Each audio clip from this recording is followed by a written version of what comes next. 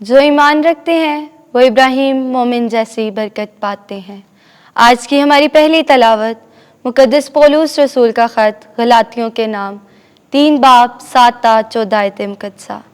ऐ भाइयों, जान लो कि जो ईमान से हैं वही इब्राहिम के फ़र्जंद हैं।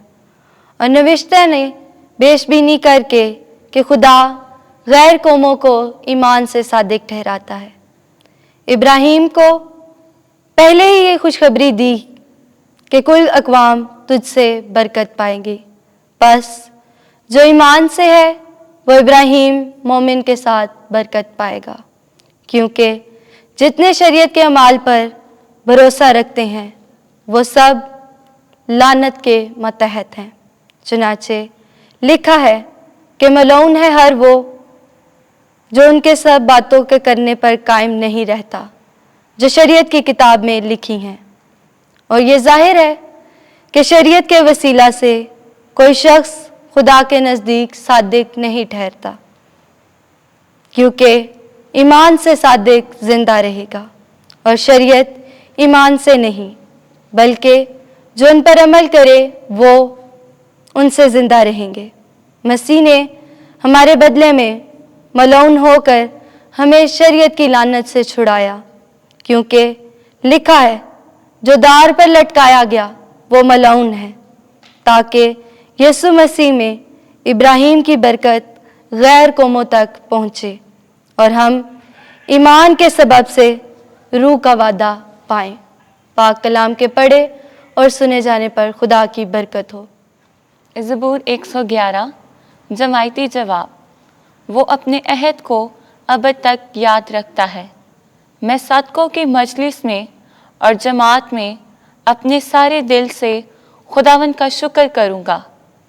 खुदावंद के काम अजीम हैं, उन सब के लिए काबिल तफ्तीश हैं जो उनमें मसरूर हैं। जमायती जवाब। वो अपने अहद को अब तक याद रखता है। उसकी सना जलाली और पुरहशमत है और उसकी सदाकत अब तक कायम है। उसने अपने अजाइबात को काबिल याद ठहराया है। खुदावंद रहमान और रहीम है। जमायती जवाब। वो अपने अहद को अब तक याद रखता है। वो अपने डरने वालों को खुराक देता है। वो अपने अहद को अब तक याद रखता है। उसने अपने कामों की कुव्वत अपनी उम्मत पर जाहिर की, जब उसने गैर कौमों की मलकियत उनको दी। जमायती जवाब। वो अपने अहद को अब तक याद रखता है। खुदावंद आपके साथ हो।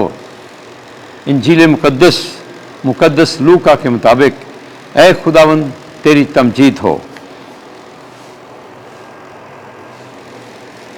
11वां बाब 15वीं से 26वीं आयत।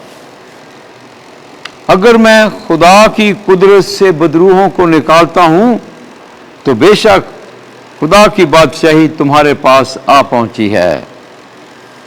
उस वक्त हजूम में से बाज़ ने कहा कि यसुफ बदरूहों के सरदार बलज़बूल की मदद से बदरूहों को निकालता है।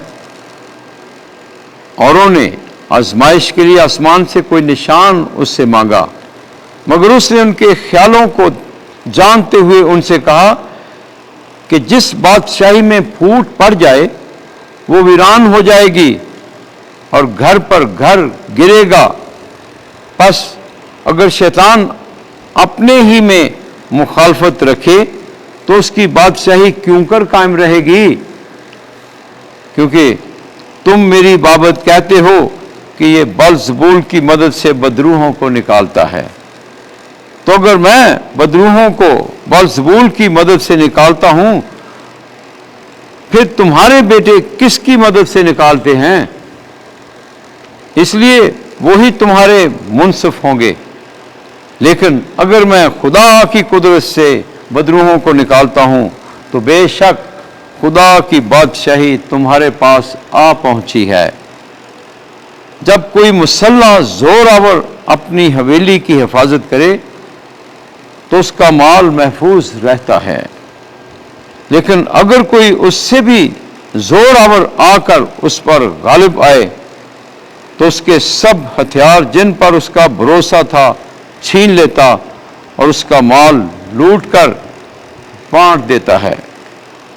जो मेरे साथ नहीं वो मेरा मुखालिफ है, और जो मेरे साथ जमा नहीं करता वो बिखेरता है।